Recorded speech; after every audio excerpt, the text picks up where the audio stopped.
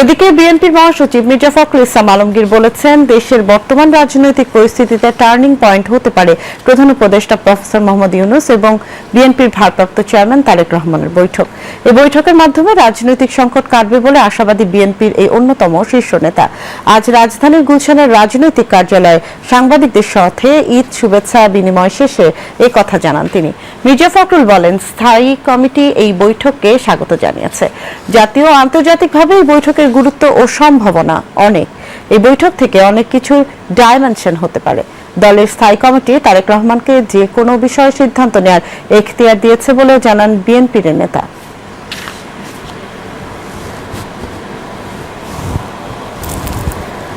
আমরা প্রত্যাশা করছি যে এটা বাংলাদেশের যে রাজনৈতিক যে সংকটগুলো আছে এটাকে কাটিয়ে উঠতে একটা পজিটিভ ভূমিকা রাখতে পারে এই সাক্ষাৎকারটা। সাম্প্রতিক রাজনৈতিক যে প্রেক্ষাপট, যে অবস্থান, এটা একটা বড় ইভেন্ট, এটা একটা টার্নিং পয়েন্ট হতে পারে আপনার কি, যদি সবকিছু সঠিকভাবে চলে।